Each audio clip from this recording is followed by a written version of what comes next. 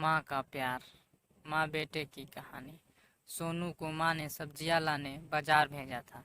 घर लौटकर उसने किचन में थैला रखा और माँ को आवाज देने लगा।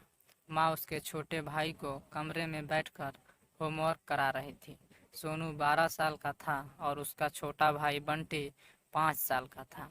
बड़े होने के कारण माँ उससे घर के छोटे मोटे काम करवाने लगी थी, जैसे दुकान से सामान लाना, बाजार से सब्जी लाना, बगीचों की साफ सफाई करना, अपनी साइकिल धोना, अपना कमरा साफ करना, अपने कपड़े प्रेस करना।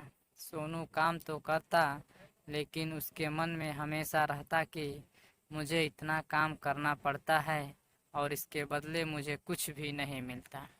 आज उसने सोच रखा था कि इस बारे में अपनी माँ से बात करेगा, लेकिन उसकी हिम्मत ही नहीं हुई।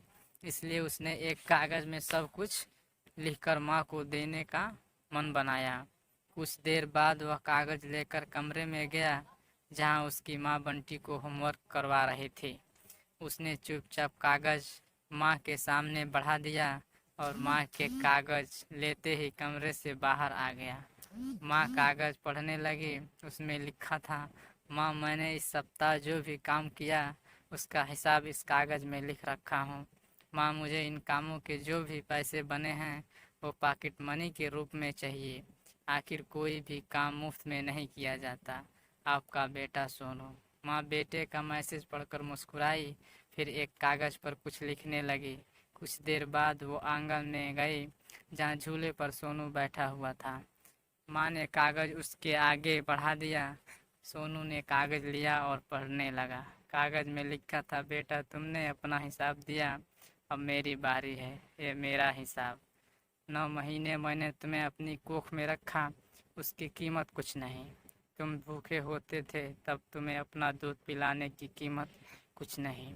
तुम छोटे थे तब तुम्हारा ख्याल रखने की कीमत कुछ नहीं।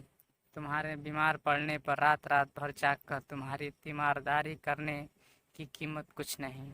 इन सब से बढ़ के तुम्हारे लिए मेरे प्यार का कीमत तो लगाई ही नहीं जा सकती, वो तो अनमोल है। यह पढ़कर सोनू की आंखों में आंसू बहने लगे।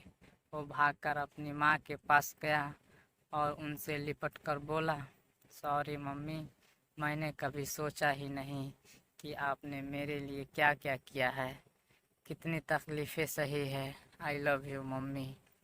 उसने वो कागज़ लिया और उसमें लिखा, पेड इन फुल।